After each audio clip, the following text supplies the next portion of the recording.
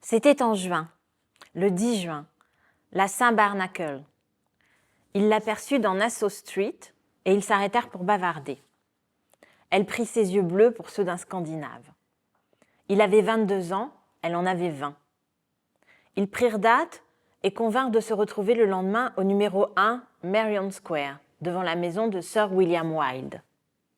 De ce coin, Joyce avait le douteux avantage de voir dans 4 directions différentes, de l'apercevoir, qu'elle marcha vers lui ou descendit d'un tram. Nous connaissons tous la trépidation, la désespérance enracinée de ses attentes. La sienne n'y fit pas exception. Elle ne vint pas. Cette nuit-là, il lui écrivit et dit avoir longtemps scruté une tignasse brun-roux avant de s'avouer que ce n'était pas la sienne. Peut-être pourrait-il convenir d'un autre rendez-vous. Son ton était léger, mais son intention, sans nul doute, déterminée. Dans cette fille enjouée, assez illettrée, dont les rondeurs auraient pu séduire Rubens, Joyce devait chercher et trouver l'alma mater, sombre, informe, embellie au clair de lune. Joyce était dublinois, Nora de Galway. Elle devait apporter ses ritournelles, ses contes, ses sortilèges, les échos de son ascendance, l'autre moitié de l'Irlande. Terre, tristesse, orties, gris-lune et murmures de pluie. C'est quand il était tombé amoureux de Maud Gonne McBride, avait dit Yeats, qu'avaient commencé les troubles de sa vie. Pour Joyce, tout du moins au début, ce fut une affaire de transport physique et mental. Et cette jeune fille était un appel à son sang, avec autant d'acharnement qu'en avait mis Abélard à briser et exorciser sa libido et celle d'Héloïse, Joyce s'exerça à embraser la leur. Il essaya d'être elle, de la connaître telle qu'elle était, couventine à Galway, quand les sœurs de la Miséricorde la préparaient à la première communion, ce qu'il en était de ses polissonneries, quand elle et ses camarades prirent rendez-vous avec un homme à l'église, puis dévorèrent la boîte de chocolat qu'il leur avait donnée. Rien ne devait lui être caché. Il voulait la dépouiller de tout masque et de tout vêtement, la traverser, pénétrer son individualité secrète, inviolée. Avec quelle ténacité il la fouilla et la traqua. Le passé de cette fille l'obsédait. Ces banales petites affaires de fillette, jarretières, bracelets, bonbons à la crème, et ce muguet vert pâle qu'elle portait non en fleurs, mais en broche. Il s'immergea tel un plongeur de haute mer pour tout découvrir d'elle. Elle devait être terre et informe, elle devait être obscure, à l'occasion embellie par le clair de lune, un peu comme un lampire. Elle ne devait être qu'à demi consciente de la myriade de ses instincts fluides.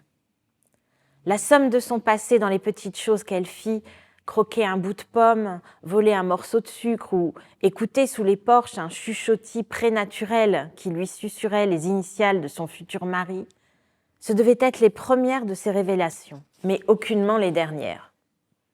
Il confirmerait sa chasteté dans son adultère. Et quand il disait ceci ou cela, et qu'elle répondait « Je sais ce qui parle là », par quoi elle entendait son membre, il ressentait en elle un terrible reproche, mélancolique, prévieilli. Comme la jante féminine, elle était plus âgée, plus sage.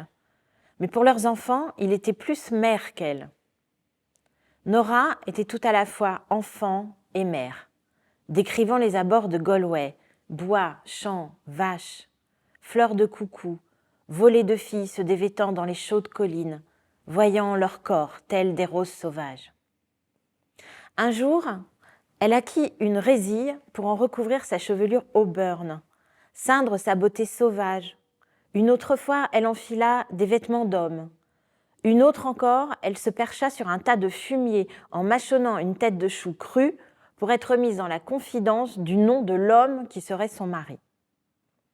Elle était sa précieuse chérie, sa Nora boudeuse, sa petite tête brune.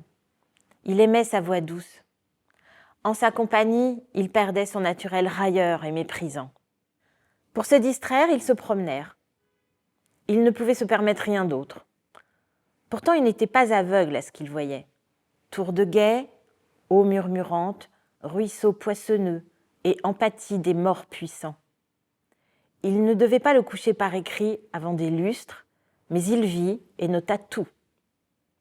Il vit l'espace du ciel, le violet du soir, qui changeait sans cesse, les jardins sombres et humides avec leurs puits de cendres, les plates-bandes détrempées, les écuries où un cocher étrillait les chevaux et, bien entendu, la mer, les algues, le sable chaud, les vaguelettes, les galets pointus et le reflet dans l'eau des nuages hauts à la dérive.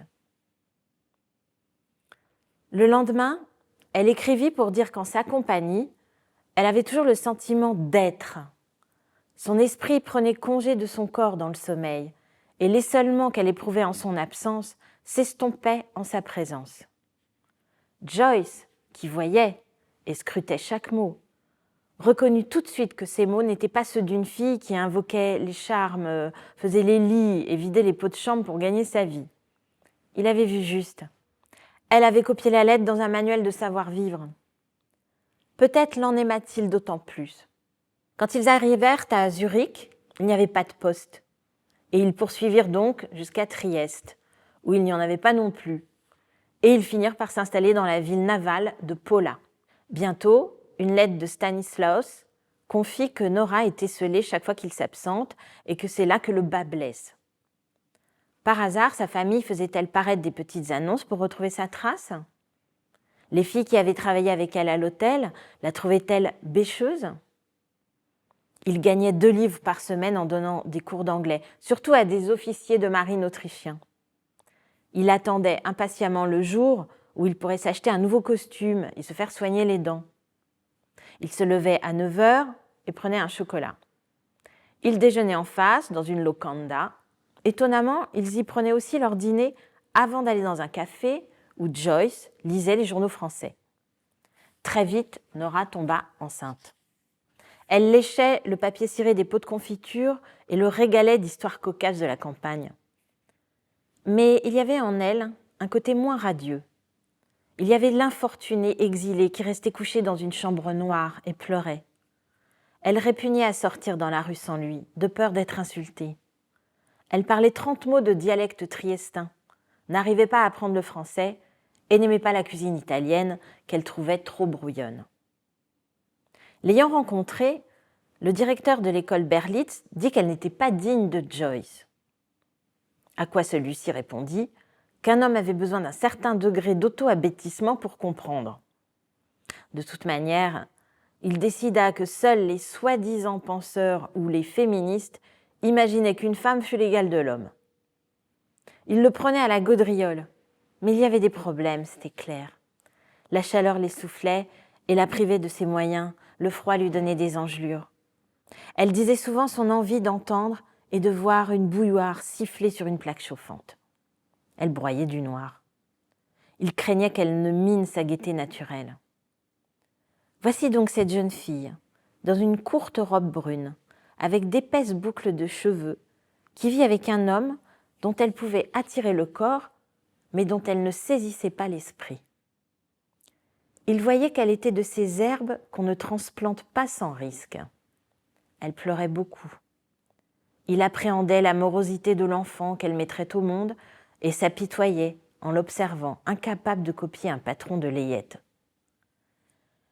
Elle alanguissait son allégresse naturelle et Joyce, ayant cru comprendre qu'Ibsen avait quitté sa femme, la même pensée lui traversa l'esprit. Ils connurent des nuits d'horrible mélancolie, dont une qu'elle sauva en lui récitant un de ses vers. « Ô mon cœur, entends-tu le récit de ton amant ?»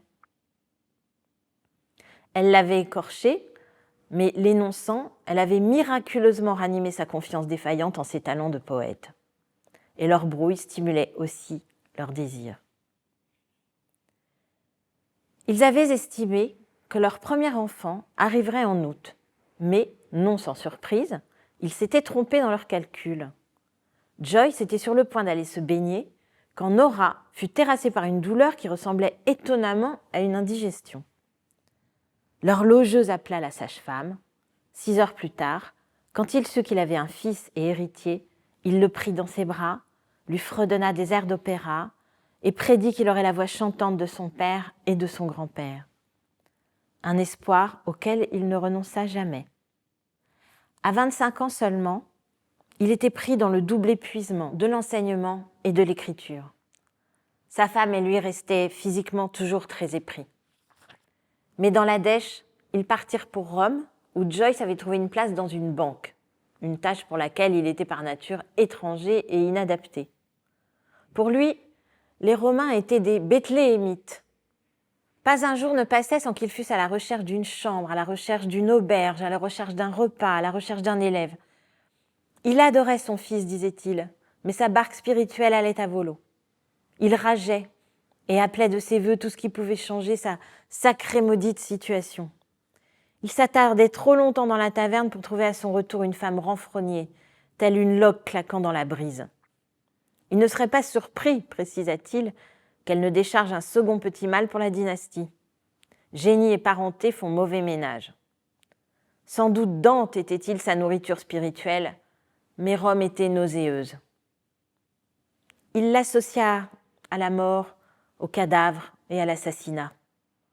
Après tout, le trait de loin le plus important de Rome était la fondation de l'Église catholique.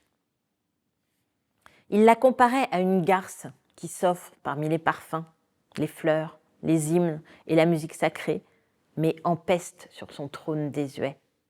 Son aversion pour Rome le poussa à remettre sa démission dans un accès de dépit. Il caressa l'idée d'aller à Marseille, sauf qu'il n'avait pas de quoi payer le timbre pour y demander un poste. Même s'il dormait tête bêche, Nora avait de nouveau conçu. Ce fut donc retour à Trieste. Il enseigna, écrivit des articles, et bientôt souffrit d'un rhumatisme articulaire aigu, convaincu de l'avoir contracté par ses nombreuses culbutes dans le caniveau. D'abord on s'émeut, puis on s'émiette. Il était dans une aile de l'hôpital quand sa fille vit le jour au pavillon des indigents, et il insista pour l'appeler Lucia, du nom de la sainte patronne des yeux. À sa sortie, Nora reçut l'aumône de 20 couronnes. Elle retrouva un petit appartement, un fils turbulent, un beau-frère surmené, sans compter son épuisement personnel. Il conçut des plans inconsidérés pour gagner de l'argent. Un Joyce factotum. 4 hommes d'affaires mis à contribution pour le financer. Ils ouvriraient un cinéma à Dublin. C'est quand il y retourna que son amour pour Nora se raviva et qu'il l'invoqua à nouveau avec la même passion, le même ravissement qu'au début. La flamme sacrée et profane de l'amour revigoré, un flot de missives traversa la mer d'Irlande. Stupéfiant que la hiérarchie ne les ait point devinés et n'ait saisi les sacs postaux. Franche, enragée, elle se vautre dans le stupre. Les 2 parties de son corps qui faisaient des sales choses étaient pour lui les plus charmantes, la favorite étant son cul.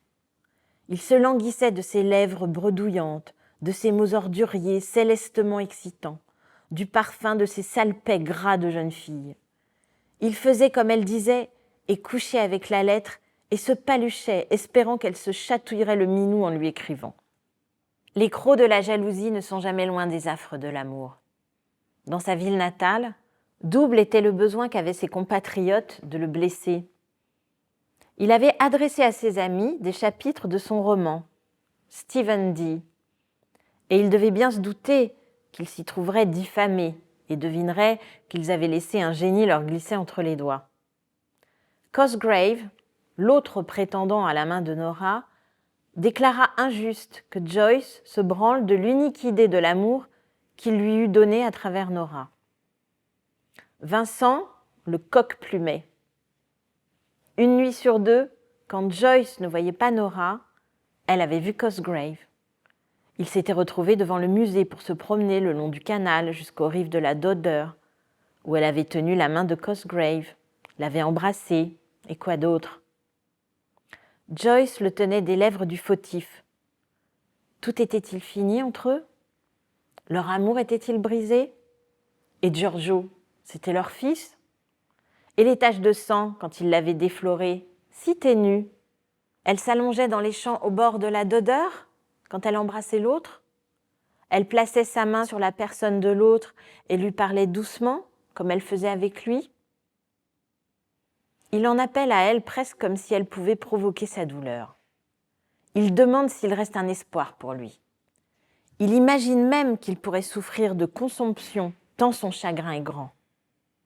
Naturellement, quoi de plus plausible au monde que d'avoir appris cette trahison à Dublin? N'avait-il point jeté de la chaux vive aux yeux de son héros, Parnell, et au plus secret de lui, n'avait-il pas envie d'une trahison? D'où les lettres d'accusation qui voguèrent à travers l'océan les quelques jours où il crut que c'était vrai. Il hurla que sa foi en elle était brisée. Dommage que Nora ne fût pas une épistolière née, parce que nous ne savons ni ce qu'elle pensa, ni si elle en éprouva un secret triomphe. Fut-elle déçue par un homme qui demandait « Me reste-t-il un espoir de bonheur ?» ou ravie de le savoir à sa merci? Ce fut leur seule grande fracture. La séparation survenue plus tard serait la séparation universelle, celle de l'esprit. Il était sur le point de se lancer dans Ulysse, un livre qui lui prendrait 7 années de travail ininterrompu. 20 000 heures à la tâche, corps et cervelle malmenés, nerfs, suée et agitation déraisonnable au moindre bruit. Lui qui avait juré de forger la conscience de sa race était sur le point de défier la tradition et de faire un Humpty Dumpty à la langue anglaise. Parvenu à la fin, il était bel et bien un autre homme et le nombre de ses troubles oculaires était renversant. Glaucome, iritis, cataracte, néphélion, conjonctivite, dissolution de la rétine, accumulation de sang, abcès et vision de 1/10. Tous ces moyens allaient à son travail et il perdait ses nuits en boisson. Il lampait la coupe de nectar. L'absinthe se révélant trop forte, il s'était mis au vin blanc, pareil, disait-il, à l'électricité de la suprême piste de l'excellentissime archiduchesse. Le vin rouge était son beefsteak. Nora grondait, boudait, tantôt partait et changeait d'hôtel. Des délégations venaient la ramener. Elle clamait son désir de n'avoir jamais rencontré quiconque du nom de James Joyce, et pourtant revenait. Indignation, compromis, imbroglio. Toutes nos vies, encore et encore. Il insistait que l'allégresse le possédait quand il s'asseyait pour boire et quand il s'asseyait pour écrire. Les écrivains sont un fléau pour ceux avec qui ils cohabitent. Ils sont présents et en même temps absents. Présents du fait de leur continuelle curiosité, de leur observation, de leur esprit de catalogue, de leur désir de voir en l'autre. Mais le désir se décharge dans l'œuvre. Les photos de Nora, avec ses enfants qui grandissent, nous montrent une femme solennelle, réticente à sourire. Elle aimait les vêtements et il lui faisait ce plaisir, mais les habits sont un piètre substitut de la première bouffée d'attention exclusive. Il passait le plus clair de son temps dans la pénombre d'une chambre, avec un dictionnaire de rimes, des cartes, des annuaires de Dublin, des crayons de couleur, perdus pour le monde extérieur. Les Joyce s'installèrent en Suisse peu après le début de la Seconde Guerre mondiale. En janvier 1941, il tomba malade, se contorsionnant alors qu'on le conduisait à l'hôpital. Quand on l'opéra, on découvrit qu'il souffrait depuis plusieurs années d'un ulcère duodénal. Il demanda qu'on plaçât le lit de sa femme à côté du sien, mais essuya un refus. Mère et fils furent renvoyés à la maison, et cette nuit-là, Joyce mourut. Nora lui survécut de longues années, mais quand elle mourut, on ne lui trouva pas de place sur la colline à côté de lui, dans le cimetière de Fluntern. Les impairs qui accompagnèrent leur fugue, la naissance de leurs enfants et toutes leurs errances, ne les délaissèrent pas dans la mort. Plus nulle part. Finish. Juste une palographie de scènes de Yisterne.